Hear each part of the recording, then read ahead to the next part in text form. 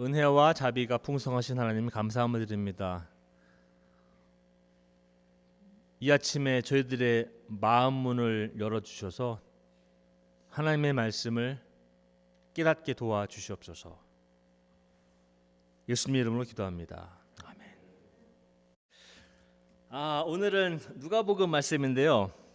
사실상 이 설교는 부활절이 끝나고 해야 되는 건데 제가 한번 부활절 끝나고 똑같은 거 다시 한번 해도 될지 모르겠는데 한번 해보겠습니다. 여러분들 그 신비한 경험 이런 거 한번 해보신 적 있어요? 신비한 경험? 요즘에는 과학을 종교처럼 신봉하는 세상이죠. 과학이 얘기하면 무슨 데이터가 얘기하면 다 맞는 것처럼 우리는 거의 종교처럼 신봉하는 세상입니다. 그러다 보니까 어떤 사람이 와서 내가 무언가를 보았다 이러면 굉장히 의심의 눈초리로 봅니다.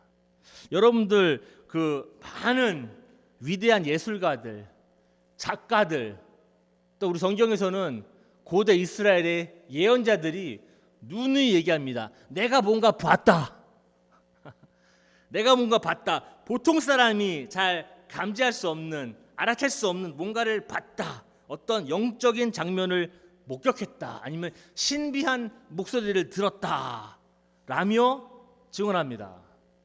언제 그러한 영적인 체험을 하게 됩니까? 보통은 생존의 기로에 섰을 적에 그런 경험을 하게 되는 경우가 많습니다.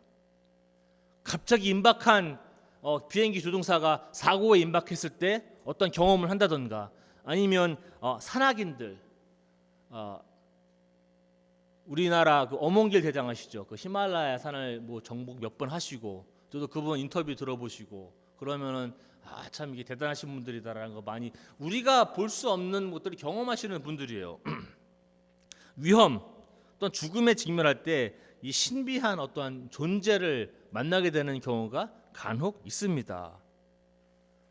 생명이 위협을 받을 때 내가 살아남을 수 있다라는 용기, 희망을 그 장면을 통해서, 그 목소리를 통해서 듣게 됩니다. 다음 페이지 한번 주십시오. 혹시 이분 아시는 분 계십니까? 이제 오래전에 찍은 사진이죠. 흑백산이다 보니까 이제 오래됐는데 이분 얼굴이 그냥 말도 못하죠. 지금 밑에 보시면 보이세요? 이게 지금 이게 뭡니까? 이게 이런 것들이 예? 네, 빙하죠. 여기 뭡니까? 이게 배죠. 이분이 이름이 뭐냐하면 어니스트 샤크튼이라는 분이에요. 1914년부터 1917년까지 남극을 탐험하신 분입니다. 영국에서 그 정부에서 지원을 받아서 남극을 탐험하신 분이에요. 이분이 얼마나 남극에서 저렇게 고생하셨으면은 얼굴이 다 부러뜨죠. 그냥 다 너무 추운 바람 때문에. 다음 페이지 한번 주십시오. 신비한 경험을 하신 분을 제가 좀 소개시켜드리는데 이분이 좀 잘 나온 그림입니다. 좀 잘 나왔죠. 이분이 이렇게 얘기했어요. 오늘 제가 학생 예배를 오늘 안 드려서 학생들한테 좀 죄송한데 우리 학생분들 좀 보시고 좀 이해해 주시면 고맙겠습니다. 제가 가끔가다 좀 영어 좀 읽어야 되니까 학생들 때문에. 이분이 뭐라 그러냐면은 I chose life over death for myself and my friends. 나의 친구들과 나를 위해서 나는 죽음 대신에 삶을 선택했다 얘기합니다. I believe it is in our nature to explore. 우리 인간의 본성은 탐험하는 것이다. To reach out into the unknown. 미지의 세계, 우리가 알지 못하는 세계로의 탐험이다. The only true failure would be not to explore at all. 우리에게 오로지 실패는 탐험하지 않는 것이다. 라고는 유명한 말씀을 던지십니다. 이분이 1916년도죠. 다음 페이지 한번 주십시오. 좀 긴데 설명을 해드릴게요. 이게 그 영국 신문지 그 The Guardian에서 나온 기사 내용입니다. 1916년도에 지금 5월 20일이죠. 5월 20일에 이 세 명이 어니스트 샤클턴하고 프랭클리 워즐리하고 톰 크린이라는 분이 설명을 해드릴게요. 이분들이 남극을 눈앞에 두고 배가 그 빙하에 걸려버립니다. 그러다 보니까는 가만히 있으면은 큰일 납니다. 그러니까는 이 세 분들이 배에 나와서 도움을 요청하려고 나옵니다. 그러면서 36시간 동안 삶과 죽음의 경계를 왔다 갔다 하는 사투를 벌이게 됩니다. 영하 50도의 칼바람을 온몸으로 맞습니다. 영하 50도. 들어보셨어요? 영하 50도? 영하 50도의 칼바람을 맞으면서 가십니다. 칠흑 같은 남극의 이러한 겨울 속에 어떠한 갇혀버립니다. 그와 동료 탐험가 둘, 샤클턴과 월슬리하고 크린, 이 둘은 그 로프 하나하고 그 도끼 하나로 지금 계속 길을 헤쳐나가고 있습니다. 심신이 아주 극도로 피곤하고 피폐한 상태입니다. 반드시 살아남아야 되겠다는 희망의 끈은 놓지 않고 있는 상태입니다. 정말 삶과 죽음 왔다 갔다 거리는 경계선에서 이분들이 신비한 체험을 하게 됩니다. 이렇게 써 있어요. 이 사람들은 뭐라고 써 있냐면은 이 세 분인데 they did not talk about it at the time. 그때는 얘기하지 않았지만 but weeks later 수주가 지난 후에 all three men 이 세 분이 reported an uncanny experience during their trek. 이제 사람들 구하기 위해서 36시간의 트랙을 가는데 신비한 경험을 했다고 그럽니다. A feeling that often there were four, not three. 셋이 가고 있는데 4시 가는 것 같답니다. 4시 가는 것 같았다고 그래 얘기합니다. The fourth, 네 번째 사람 that accompanied them had the silent presence of a real person. 조용히 그들과 걸었지만 분명히 사람이었다라고 얘기합니다. Someone walking with them by their side. 누군가 그 3명 옆에서 네 번째 사람이 걸었다는 것을 3명 다 증언합니다. 바로 옆에서 걸었답니다. 근데 이 이야기는 나중에 이야기하지 말자라고 셋이서 얘기를 했는데 어떻게 기사에 나오게 돼갖고 우리 셰클튼이라는 사람은 이렇게 얘기하죠. Deeply affected by the experience. 이 경험에 의해서 굉장히 많은 영향을 받았다 얘기합니다. 생사의 갈림길에서 죽음과 삶을 오가는 그러한 상황에서 뭔가를 본 사람들입니다. 다음 페이지 한번 주십시오. 여러분들 이분 아시는지 모르겠지만 T.S. 엘리엇이라고 미국에서 유명한 시인입니다. 이분은 그 황무지라는 시, The Wasteland라는 시에서 이렇게 또 얘기합니다. Who is the third who walks always beside you? 당신 옆에 걸었던 그 세 번째 사람은 누구입니까? When I count, 내가 세어봤는데 They're only you and I together. 오로지 당신과 나만 있었는데 But when I look ahead up the white road, 내가 하얀 길 위를 보니까 There is always another one walking beside you. 당신 옆에 걸었던 또 다른 사람이 있었습니다. 그 사람은 누구입니까? T.S. 엘리엇은 사실상 누가복음 24장 엠마오로 가는 두 제자의 이야기에서 이 힌트를 얻은 것 같습니다. 다음 페이지 한번 주십시오. 이 그림은 1601년도죠. 그 카라바치오라는 사람이 그 예수님과 엠마오로 가는 두 제자가 식사하는 그런 장면을 포착한 사진입니다. 좀 이게 빛이 있어서 정확하게는 안 보이는데 이분이 예수님이시죠. 그리고 이 사람이 이 두 분이 엠마오로 가는 두 제자입니다. 그리고 이제 이 카라바치오 이 사람은 이거를 여관으로 표현해서 여관 주인입니다. 여러 가지가 지금 잘 있는데 이게 잘 보이지가 않아요. 왜 그러냐면 예수님은 지금 수염이 없죠. 그래서 그 당시에 신부님들이 많이 싫어했습니다. 왜냐하면 예수님을 너무 권위 있게 표현하지 못했다. 수염이 없는 청년으로 표현했다. 그리고 이 여관 주인은 예수님 앞에서 모자를 쓰고 있다. 이런 경박함이 어디 있는가? 그리고 여기 나와 있는 빵들, 포도 보이시죠? 이런 것들은 예수님의 몸과 피를 상징합니다. 그리고 사실상 여기에 있는 물병이 보이는데 이 물병은 투명합니다. 그래서 빛이 살짝 들어옵니다. 이거는 성모 마리아를 표현한다고 합니다. 그리고 여기에 사과가 있는데 사과가 조금 갈색 이제 몇 개가 들어가 있어요. 이거는 우리 창세기 때 아담과 하와 사과 따먹은 그런 이야기를 표현한다고 합니다. 많은 거를 집어넣은 상태입니다. 그리고 이 제자는 손을 확 펼치면서 꼭 이 왼손은 우리로 하여금 너도 이 그림에 한번 들어와 봐라 라고 하는 어떠한 모션을 취하고 있습니다. 다음 페이지 한번 주세요. 두 제자, 한 명의 제자 이름은 뭡니까? 기억나세요? 두 명의 제자가 나오는데 한 명은 이름을 밝히고 한 명은 이름을 밝히지 않습니다. 기억나세요? 누군지? 18절. 그 가운데 글로바라는 사람이, 글로바라는 제자 이름이 나옵니다. 엠마오로 가는 두 제자 한번 생각해 보십시오. 3년 전에 이 사람은 자기 마을 엠마오를 떠난 사람들입니다. 왜 떠났습니까? 그 사람들은 꿈과 희망이 있었습니다. 이 예수 청년이 나왔는데 나사렛에서 이 사람이 세상을 뒤집을 수 있을 것 같다.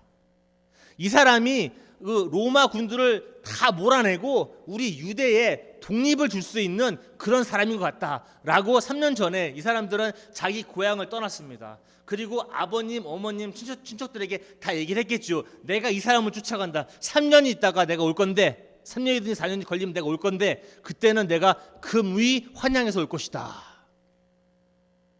그때는 세상이 다 뒤집어져 있을 것이다. 예수가 십자가에서 처형을 당한 후 이 두 제자는 시리에 빠지게 됩니다. 성경에는 슬펐다고 이야기합니다. 슬퍼서 터벅터벅 다시 그들이 떠나온 고향을 찾아서 가고 있습니다. 그러한 가운데 제3자가 등장해서 그들과 길을 같이 걷습니다. 그리고 이야기를 나눕니다. 이 두 제자는 제3자의 인물을 통해서 과거를 파괴하게 됩니다. 그리고 새로운 삶을 구축하게 됩니다. 설명을 제가 좀 더 드리겠습니다. 이 두 제자는 이렇게 토론을 하면서 갔습니다. 한 제자는 아마 이랬을 겁니다. 예수님께서 실수했다. 유대 사람들하고 힘을 합쳐서 로마 사람들을 몰아냈어야 맞다 라고 주장했을 것 같습니다. 또 한 사람은 예수님의 생각과 행동들 가르침은 조금 더 심오한 의미가 있었던 것 아니었는가. 그의 말과 행동은 언행일치했다. 더 깊은 의미가 있었을 것이다. 사실상 모든 높은 도덕적 그런 행동들을 보여주시고 그렇게 살려고 돌아가신 건 아니겠는가라고 이야기를 했을 것 같습니다. 그런 반면에 이 둘은 아마 걱정이 많았을 것 같습니다. 3년 동안 예수님을 따라다 보니 뭐 직업도 없고 뭐 생계도 막막했을 것 같고 이제 집에 가서 창피한데 부모님한테는 뭐라고 말씀드리나, 친척들한테는 떵떵거리고 내가 엠마오를 떠났는데 3년 있다가 이제 김이 푹 빠져갖고 직업도 없는 이 무직, 어떻게 생계를 유지해야 되나 라는 걱정도 많이 있었을 것 같습니다. 그러는 가운데 예수님이 등장하시죠. 그러면서 예수님이 묻습니다. 무슨 토론을 하고 있습니까? 그랬더니 이 사람들이 예수님을 이제 그 옆에 따라오는 사람을 보고 굉장히 한심하다는 듯이, 아니 그것도 모르시오. 예수님 지금 예루살렘에서 오시는 분이 그것도 모르시오. 지난 며칠 동안 예루살렘에서 무슨 일이 벌어졌는지 모른단 말이오 당신은. 그러면서 좀 비웃는, 좀 비아냥거려요. 그러면서 얘기합니다. 나사렛에서 온 예수라는 청년이 있었소. 그러면서 이야기를 풀어갑니다. 그런데 성경은 이렇게 얘기해요. 16절에 보면은 그들은 눈이 가리워서 이 제3자가 등장해서 같이 가고 있는데 예수님이라는 걸 못 알아봅니다. 왜 못 알아봅니까? 한번 생각해 보셨어요? 그 사람들은 3년 동안 예수님을 쫓아다닌 사람들입니다. 왜 몰랐을까요? 제가 볼 때는 이런 것 같아요. 3년 동안이나 따라다녔는데 예수님을 볼 때에, 예수님을 보면 이런 생각을 했을 거예요. 예수님을 자신들의 욕망을 풀어줄 사람으로 봤습니다. 자신들의 꿈을, 정치적인 꿈을 이루어줄 수 있는 사람이라고 보았습니다. 그 자신들이 원하는 꿈과 욕망들을 예수님께 투영합니다. 그렇게 보이지 않는 예수님은 예수님으로 보이지 않습니다. 내가 원하는 예수님은 예수님처럼 보이지 않습니다. 이 사람들은 자기들의 욕망, 꿈을 실어서 현실적으로 이 꿈을 실현해 줄 수 있는 사람을 찾았는데, 그런 메시아를 찾았는데, 그런 메시아만 지금도 찾고 있는데 예수님이 오셔서 말을 거시니 이분이 누구신지 알 수가 없습니다. 예수님이 바로 내 옆에 걷고 계셔도 예수님의 실체를 파악할 수가 없습니다. 내가 믿고 있는 예수님의 상을 예수님께 투영하기 때문입니다. 예수님께서 설명해 주시죠. 모세를 통해서 또한 많은 예언자들을 통해서 이 오실 분 예수님에 대해서 설명을 쫙 해주십니다. 거기까지는 좋았어요. 그런데 이 사람들이 예수님을 질책도 하십니다. 어리석구나. 왜 이거를 이해를 못하느냐. 왜 이렇게 이해하는 게 너희들은 덜 있느냐라고 질책도 하십니다. 그러면서 이 사람들이 듣고 있다가 예수님께 이런 제안을 합니다. 이제 엠마오로 이제 계속 걸어가면서 얘기를 하고 있으니까 엠마오로 다 왔어요. 그러다 보니까 이 사람들이 저희와 함께 묵고 가시겠습니까? 저희가 저녁 식사를 대접하겠습니다. 이런 얘기를 해요. 근데 이상한 거는 예수님께서 28절에 보면 이렇게 이야기합니다. 그런 제안이 이제 왔는데 예수님께서는 그곳보다 더 멀리 가라 하셨다라는 말이 나와요. 참 이상해요. 어디를 가고 계셨을까 예수님은? 엠마오보다 더 멀어요. 사실상 엠마오는 예루살렘이 여기 있다면은 북서쪽으로 한 11km 떨어진 곳입니다. 그렇게 얘기들 해요. 근데 아무도 고고학적으로 밝히지는 못해요. 네, 그 정도 11km 떨어졌다고 생각합니다. 그럼 여기는 굉장히 요충지예요. 역사적으로도 그렇지만 전략적으로도 예루살렘을 공격할 수 있는 아주 굉장히 좋은 통로입니다. 그래서 예루살렘을 공략할 수 있는 다른 나라들이 꼭 점령해야 되는 그런 땅의 일부예요. 엠마오라는 거는. 더 멀리 가려고 하셨다. 모르겠어요. 어디로 가셨는지는. 그런데 이 두 제자가 간청을 하니까 같이 좀 있으십시오. 같이 좀 묵고 가십시오. 식사를 한번 하고 가십시오. 이렇게 계속 이야기를 합니다. 그러니까 예수님께서 마지못해 들어가셨는지 모르겠지만 성경에 보면 그래서 예수님께서 그들과 함께 머무시려고 들어가셨다라고 이야기합니다. 여러분들 아십니까? 물론 그때 유목민들은 많이 이제 호의를 베풉니다. 그러나 그런 사람들을 자기 집에 이렇게 재우거나 막 그러진 않습니다. 굉장히 위험하죠. 왜냐하면 내가 아닌 부족 사람을 내 집에 들인다는 건 굉장히 위험한 일입니다. 어떻게 될지를 몰라요. 뭐 훔칠 수도 있고 나를 죽일 수도 있고 위협을 가할 수도 있습니다. 그렇기 때문에 생면부지 한 번도 못 본 사람들을 자기 집에 들이지는 않습니다. 물론 카라바치오는 이거를 여관으로 표현했지만 엠마오가 다 왔다면 아마 자기 집, 자기 어머니 집, 아버지 집, 거기에 이제 묵고 가십시오 했겠죠. 성경은 사실 이렇게 얘기하고 있어요. 예수님께서 빵을 떼시고 기도를 하신 후 제자들에게 나누셨습니다. 그럼 우리 기독교인은 생각하기 이게 성찬식 아닌가? 아직 성찬식은 아닙니다. 예수님 지금 바로 이제 부활하시고 이게 성찬식이 제정되는 시간은 아니에요. 아마 기독교인들 아직 늦은 것 같아요. 한번 보십시오. 여기서 제자들이 한 게 무엇이 있습니까? 사실상 제가 질문을 던지는 건 이렇습니다. 왜 이 제자들은 말도 안 되는 호의를 베푸나 이 낯선 사람한테? 우리가 이성적으로 생각할 때 말이 안 됩니다. 처음 본 사람을 자기 집에 재우질 않나? 처음 본 사람한테 식사 대접을 하지 않나? 굉장히 볼 때 이거 좀 오버하는 거 아닌가? 이 사람도 좀 이상한데 왜 이럴까? 라는 질문을 한번 해보셨어요? 왜 이럴까 이 사람들? 생전 처음 본 사람한테 몇 마디 나눴는데 갑자기 우리 집에서 자고 가십시오. 맛있는 걸 대접해드리겠습니다. 저도 한 번도 그래본 적 없거든요. 그러면 우리 와이프가 난리 나겠죠. 왜 이런 사람을 데리고 와서? 제가 보면 이런 것 같아요. 이 이야기에서 중요한 게 하나 있습니다. 중요한 거는 성찬식을 할 때 우리가 예수님을 만난다 이런 건 조금 오바된 해석 같아요.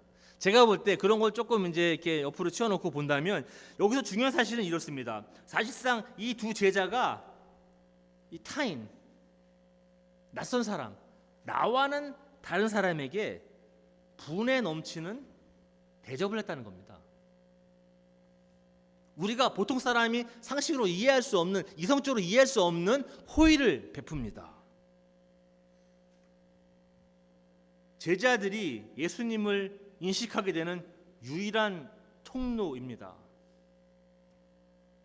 낯선 자에게 호의와 자비를 베풀 때 낯선 자는 예수님이 됩니다. 아마 누가복음은 아마 이런 요지로 이야기했을지도 몰라요. 누가복음은 예수님께서는 바로 우리가 일상생활 속에서 매일매일의 똑같은 생활 속에서 만나는 낯선 자, 나와는 다른 사람, 타인, 그분이 예수님이 아닌가라고 누가는 전하고 있는 것 같습니다. 우리와는 생각이 다른 사람들, 회피하거나 차별하거나 무시하거나, 그렇죠. 우리가 나와는 다른 사람들을 보고, 타인, 낯선 자를 보고 내 스스로 변하지 않으면, 누가복음은 하나님을, 이 신을 만날 수 없다라고 이야기하는 것 같습니다. 이 히브리 말로 거룩하다는 단어는 코데시라는 단어입니다. 코데시는 거룩하다는 뜻으로 우리가 번역을 합니다. 성경에서도. 그 말뜻은 이렇습니다. 그 말뜻은 다르다, 아니면 낯설다라는 뜻이 거룩하다는 뜻이에요. 하나님은 거룩하시다 그러면 하나님은 나랑은 다른 분이다, 이런 뜻이에요. 하나님은 거룩하시다 그러면 낯설은 분이구나 라는 뜻이에요. 인간이 세상에서 태어나 각자 있는 위치에서 제한된 경험을 합니다. 여러분들, 저들 다 마찬가지입니다. 우리가 속한 작은 세상에서 굉장히 파편적인, 굉장히 아주 그냥 완벽하지 못한 그러한 세계관을 우리가 만들어 버리죠. 이건 내가 믿는 세계다. 누가복음은 오늘 이렇게 이야기하고 있는 것 같습니다. 그런 세계관에서 벗어나라. 그런 세계관에서 벗어나서 자신과 아주 완벽하게 다른, 완벽한 타인, 생면부지, 평생 한 번도 못 본 사람, 그런 사람들에게 호의를 베풀 때 신을 만날 수 있다, 이 하나님을 만날 수 있다라고 이야기합니다. 여러분들, 나와는 다른 이데올로기, 나와는 다른 사상을 가지고 있는 사람들, 나와는 다른 종교를 갖고 있는 사람들, 뭐 이슬람, 힌두, 뭐 불교, 무교, 뭐 여기 미국도 마찬가지겠지만 지금 한국도 지금 이슬람권 사람들이 많이 들어온답니다. 그래서 그런 것 때문에 종교적으로도 마찰도 생길 수 있고, 너무나 다르니까. 한국은 단일 민족으로서 다른 사람들을 많이 본 적이 없는데 최근 얼마 동안에 많은 외국인들이 유입되고, 얼마 동안 또 제주도에서는 그 예멘 레퓨지 때문에 또 문제도 많이 있고 막 그랬지 않습니까? 같이 살아갑니다. 나와는 다른 사람들, 타인인 사람들, 낯선 사람들과 살아갑니다. 그런 사람들, 그 사람들의 이야기를 여러분들 들어주십니까? 아니면 그런 분들은 나와는 다르니까, 나랑은 종교가 틀리니까, 저 사람들은 하나님을 모르니까, 저 사람들은 지옥 가고 나는 천국 가니까 좀 어깨가 좀 들썩하십니까? 나는 천국 가니까 괜찮아. 저 사람들은 뭐 이슬람이니까, 불교니까, 힌두니까, 저 사람들은 뭐 사이언톨로지 뭐 이런 거 많지 않습니까? 다 이단이다. 이렇게 치부하십니까? 간단히. 어려운 제가 권고를 드립니다. 하나님은 여러분들에게 낯선 자로 오십니다. 일상생활에서 타인으로 오십니다. 여러분들이 이 제자처럼 예수님을 3년을 매일 쫓아다녀도 예수님을 알아볼 재간이 없습니다. 왜냐하면 내가 원하는 하나님의 상이 있기 때문에. 그런 하나님이 안 오시면 다른 분은 하나님 아닙니다 라고 이야기해버립니다. 나와는 다른 사람들의 이야기를 경청할 수 있는 너그러움, 그게 예수님이 하신 겁니다. 지금 너희들이 갖고 있는 예수님에 대한 생각, 신학 다 틀렸다, 니들은 틀렸다, 이렇게 말씀 안 하십니다. 나름대로는 같이 걸으시면서 얘기하시고 잠도 주무시고 뭐 밥도 드시고 이야기하십니다. 그런 분들에게까지도. 그럴 때에 그 타자, 절대 타자, 낯선 자, 나와는 다른 사람들을 그들에게 자비를 베푸고 호의를 베풀 때 예수님의, 하나님의 그 신의 참 모습이 드러납니다. 그 낯설음, 다른들을 수용할 수 있는 그 예수님의 마음을 품으셔야 됩니다. 그 다름을 단지 내가 어떻게 할 수 없어서 참아주는 게 아니라 그 다름을, 그 낯설음을 소중히 여기고 그 이야기를 들어주고, 또한 이 오늘 엠마오로 가는 두 제자처럼 우리 이성적으로는 말도 안 되는 호의를 베풀고 분에 넘치는 자비를 베풀 때에야만이 비로소 하나님은 우리에게, 신은 우리에게 자신의 참모습을 드러내십니다.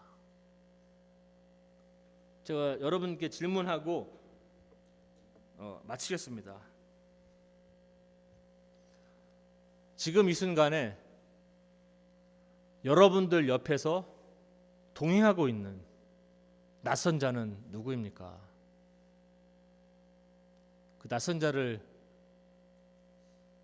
차별하거나 회피하거나 무시하거나 두려워하십니까? 누가복음은 얘기합니다. 낯선 자에게, 타인에게, 생면부지한 사람에게, 나와는 다른 사람들에게, 나와는 다른 종교인 사람들에게, 나와는 다른 경험 있는 사람들에게 자비와 호의를 분이 넘치게 베풀면 그 낯선 자가 예수님이 될 것이다 라고 누가복음이 이야기하고 있습니다. 그 말씀으로 하나님의 말씀 마치겠습니다.